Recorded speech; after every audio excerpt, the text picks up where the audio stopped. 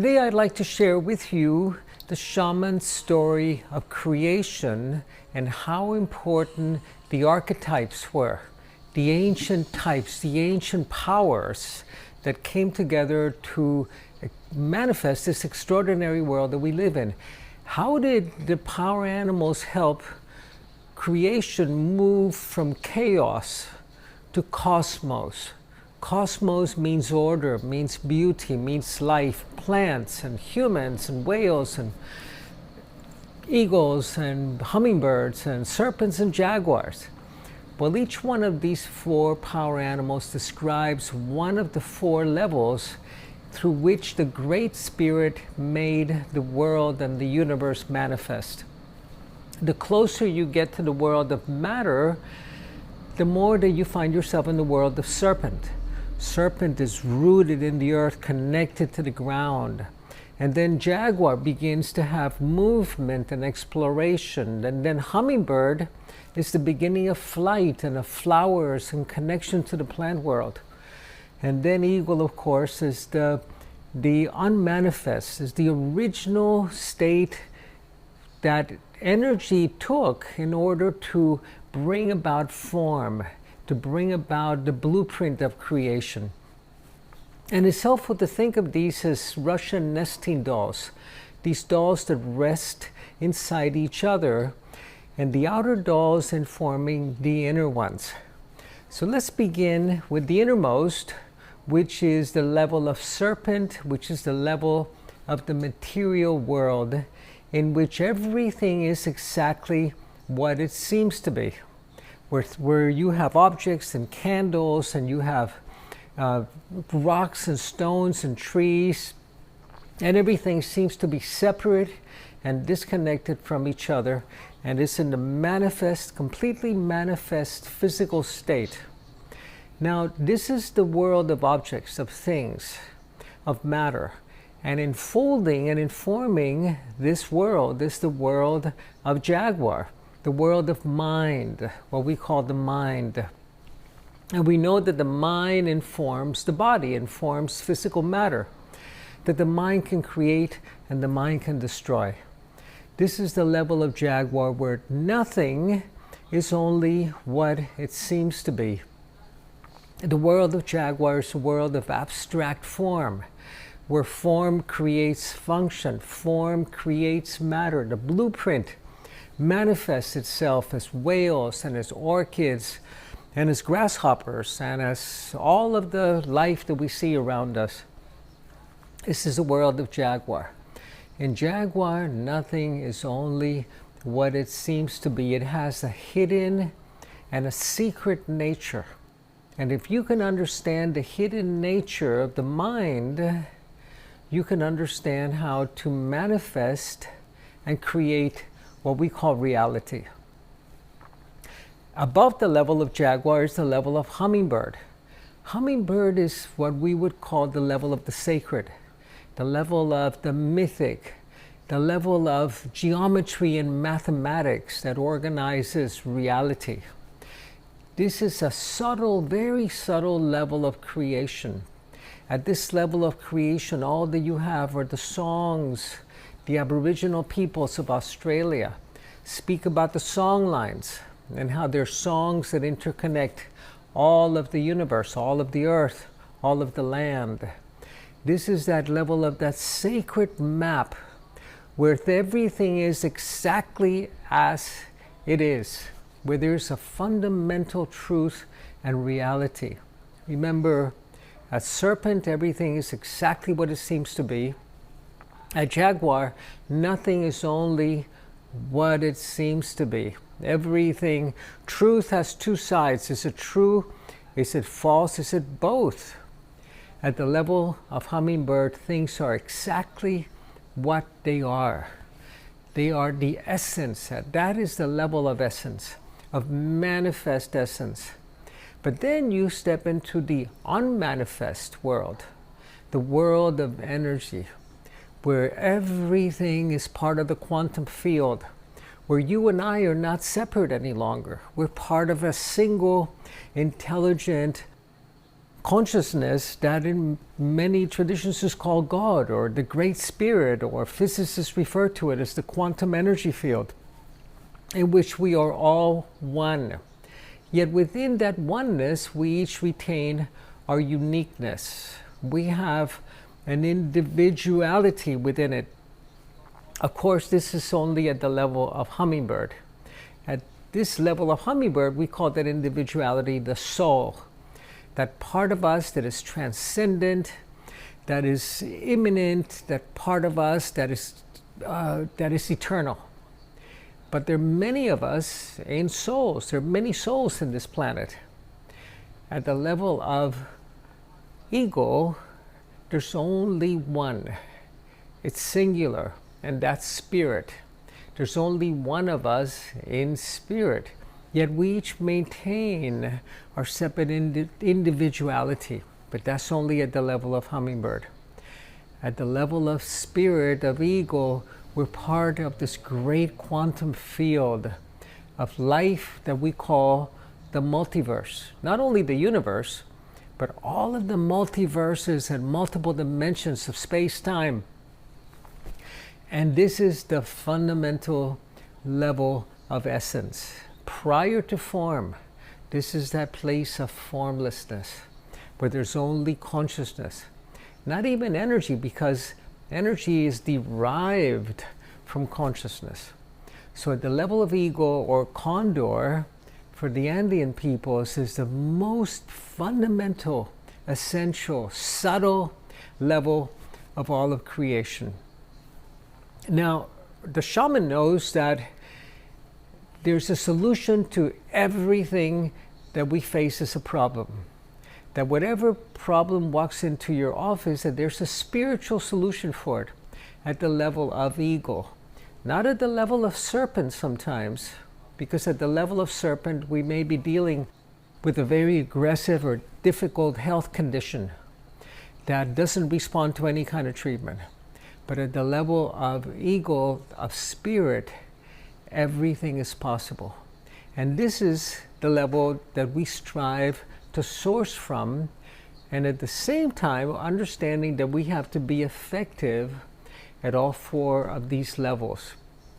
That we have to come up with the right diet, that we need to eat organic and seasonal and fresh at the level of serpent. We need to support the body, of the bodies to remain healthy and to heal. We need to also intervene at the level of jaguar, at the level of the mind, by discarding the belief structures that are toxic, that are dated, that are keeping us bound to stressed out lives and stressed out relationships. We need to come up with a new set of beliefs at the level of jaguar, with a new mindset. And today, of course, we know that if we want to change our mind at the level of jaguar, we have to change our brain at the level of serpent. And if we do not change our brain, we cannot change our minds. At the level of hummingbird, we understand that we need a rite of passage to be able to change our mind. That the mind needs to be upgraded by upgrading the brain, and then we need to start entertaining new belief structures. But to cross over into them, we need the sacred. We need the sacred ceremonies that are offered to us at the level of hummingbird. We need to begin to drink only from the nectar of possibility, from the nectar of flowers, and not from the poison of probability, which is what happens to most people that have this particular diagnosis, or were people of your origin, or of your background, or of your gender, or of your skin color have as a possibility in their lives. The hummingbird knows no boundaries because it understands the fundamental truth of reality and creation. And that is that we need to begin to feed on essence and not on all of the byproducts that happen down the line. As you hike into Machu Picchu, the great city of light of the Incas, the last campsite is called Puyu Patamarca, the place above the clouds. And this is where you had to stop feeding on things that were already dead. And you had to stop feeding, nurturing yourself only with life. It didn't mean that you had to stop eating meat or fish or eggs, or it meant that you had to stop feeding your soul with ideas and beliefs and emotions and feelings that were deadly or deadening. You began to feed like the hummingbird does, only on the nectar. And then, of course, we have the level of eagle or condor. And this is the essential, this is the pure energetic. It's devoid of form. It is the formless. It is before things are manifest. The Tao says to fix things before they're born, because after they're born, it's complicated. It takes a tremendous amount of effort. How do we fix things before they're born? Well, Native peoples in North America say that every act, every thought that you have will impact 7 generations to come. So we're careful with what we think at the level of Jaguar. The ceremonies that we do, the sacred that we engage at the level of Hummingbird, we understand that they will ripple also across 7 generations. And at the level of Eagle, we understand that we dream the world into being together with Spirit, that we are co-creators. We're absolute co-creators. Now, this is not only a descriptive map, this is a practical map, because you have to embody the gifts of these great archetypes, embody the gift of the serpent, and you have to be very careful and mindful of the trappings of each of these archetypes, because each one of them has his own dark side. The eagle, if you've ever watched an eagle hunt in the American Northwest, when the salmon are making their runs back to their spawning grounds, the eagle will fly, will circle above and observe the salmon leaping up the falls to where they were spawned in order to lay their eggs. And the eagle will wait until it sees the biggest salmon, not the one that it wants to eat, but the biggest one, and it will swoop down and grab that salmon in its talons. And that fish is so heavy that frequently the eagle will have to swim out of the water to the shore. I remember watching this scene one time when an eagle had to make its way swimming with the salmon in its mouth to the shore and dropped the salmon on the sand, and a bear came and stole it from it. The eagle can be greedy, can want more. It's never satisfied with enough, needs to fly higher. This is what we find in the Greek story of Icarus. Icarus, who got too close to the sun, so much so that his wings melted and he fell down and was consumed by the fires of the sun. Each one of the archetypes has his flaws and his dark sides that we must heal and navigate through and integrate, actually.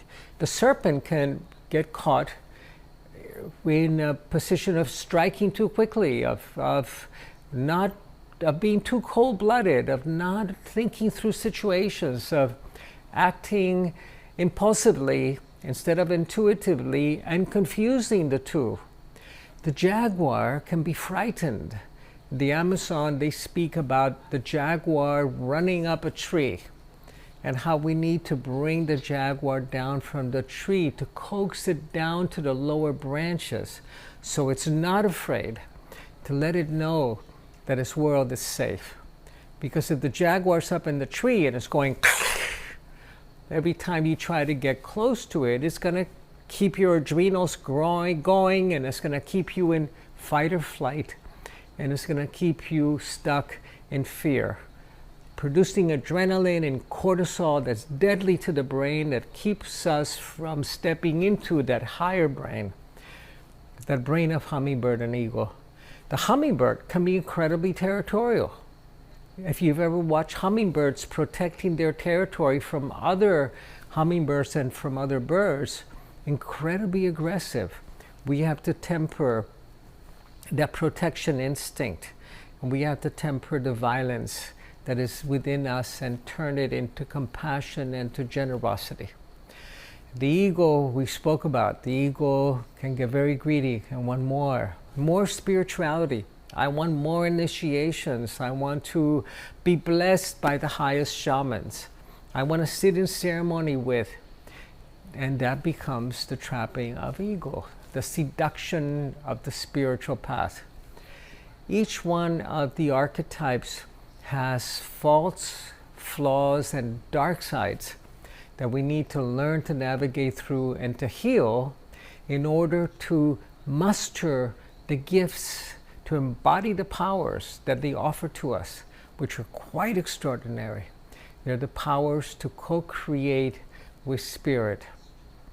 So as you embody each of these archetypes and develop a relationship with them, you learn that as a serpent, you've got to develop your intuition, not your hunches, not your impulsive reaction, which is coming from the shadow, from your own unhealed places, but your deep and profound intuition. And be careful not to strike. There's a story of a Buddhist master whose congregation was dwindling. Fewer and fewer people were coming to meditation on Saturday. And he walks along the path and he sees that there's a great snake that's been terrifying people and biting them. And the master says to the snake, look, I want you to stop hurting people. I need people to come and to help pray and to grow and develop and heal. So I want you, it's not good karma, I want you to stop hurting people. And the following Saturday, more people came, and the Saturday after that, the congregation was full. So he decides to go back along the trail to find the serpent. And the serpent is sitting there, scales are peeling off, it's been beat up, and people are throwing sticks and rocks at it. And the priest says, you poor thing, look at you, what happened? He says, well, you told me not to hurt anyone. He says, oh, I told you not to bite anyone, but I didn't tell you that you could not hiss. So we still retain that capability to protect, to defend, to strike, but we do not use it. We temper it. We hiss, we don't bite. At the level of jaguar, we need to learn about fear. Fear is the greatest enemy of the shaman. And what the jaguar learns to do is to transform those energies, to practice fearlessness, to be able to walk fearlessly through life, to be able to walk with peace, and to become a peacekeeper and a peace bringer. And when you walk fearlessly through life, then peace welcomes you. Then people don't respond to you with aggression. Then you're able to reset your fight or flight system. So you're not running into enemies or creating adversaries, but you're creating collaborators and creating peace around you. You're able to reset your brain and to live in a world that is safe. And we need to be able to do that in order to reset the brain, in order to upgrade the brain, to enable us to change our minds. We know that we cannot change our minds unless we change our brain. And to change our brain, we need to bring the jaguar down from the tree. Reset our fight or flight system, stop sending signals to the amygdala, which is aggression, and begin sending signals up to the higher brain, which is the brain of mathematics and philosophy and music and generosity and compassion. With the hummingbird, we know the hummingbird is immensely territorial. Territoriality means this is mine. Don't touch what's mine. And what's yours is not only your car and your dog and your house and your history, but it's also your friends and your notion of who you are and your identity. So you become seduced by the idea of who you are and what you own and who you could be and what fame you deserve and how people need to really understand the message that you're trying to communicate to them. Very seductive, very tempting, and it keeps the hummingbird from drinking deeply from the nectar of life, because it's spending all of its energy protecting what it believes belongs to her or to him. And ultimately, nothing belongs to us. Not even our name and our identity or our children or our house and our car and our dog. No, it's the house, the car, the dog, the child.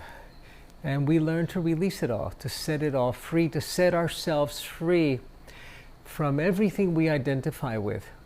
Because everything that you possess possesses you as well. And this is the growth and the learning that happens at that level of hummingbird. And then at the level of eagle, here we cross the threshold. We cross the threshold into the world of formlessness, of pure essence, even before energy. Remember that at a certain point, according to physicists, at a certain point, that original essence of creation dissolved into energy and matter. So this was prior to the Big Bang. And then that energy manifested into what we call conventional energy and matter. So this is prior to even energy. This is essence itself. This is pure essence. This is what physicists call the quantum field that we're all a part of. It's spirit, what the shamans call spirit, the great spirit that is not separate from creation, that you cannot give a name to or personify because it is creation. And it's interesting as you study anthropology and you look at the development of religion in the world, you find that at the beginning, people consider God being outside of them. And they make offerings to this God. They make burnt offerings, they make sacrifice, they take people's hearts and rip them out, or they bring offerings to the altar in the desert, like we find in the Old Testament. God is outside. The second step, we begin to recognize that God is also inside of us, that God is within us as well, and a lot of humanity is coming to this place right now. The third step, we understand that God or Spirit can act through us, that we can have this divine light come through us, and that we can use that to heal, to create beauty, to begin to co-create, that God can work through us. And then the fourth step is when we begin to understand that God can work as us, that you and I, our spirit, disguised as Alberto and as you, but that we don't understand it or realize it yet. We have forgotten it, that God can work not only through us, but as us. And this is what happens at the level of ego, that we co-create with spirit. We take part in that great task of dreaming the world into being. And there's a beautiful creation story from one of the North American nations where the Great Spirit is saying to humans, saying, you know, I created the whales and the bison and the bear and the eagles and the butterflies. Aren't they beautiful? And now you finish it. You complete it. And this is our task. Whereas in our Western story of creation, we find that the cosmos was created in 7 days, and after the seventh day, all that was left was the naming of the plants and the animals. The shamanic cosmology says that the universe is still evolving, is still being created. Everything is evolving. That we need to take part in co-creating with Spirit. That this is our great task, is to complete creation, to dream the world into being. And to do this, we need to understand the language of creation. And the language of creation, mythically, was called the language of serpent, of jaguar, of hummingbird, and of eagle. And it was called different things in different lands. But the language is that we have to heal, we have to evolve, we have to learn to heal the shadow side, the dark side of each one of these archetypes in order to receive their power. The power of the serpent. All of the old goddesses had serpents around their arms. The power of sensuality, of accessing the fruit of the tree of wisdom. And these, they call it the power of the Kundalini. The jaguar medicine, the medicine that takes us beyond death, that shows us that death is simply a doorway into infinity, that allows us to practice peace and fearlessness. The medicine of hummingbird.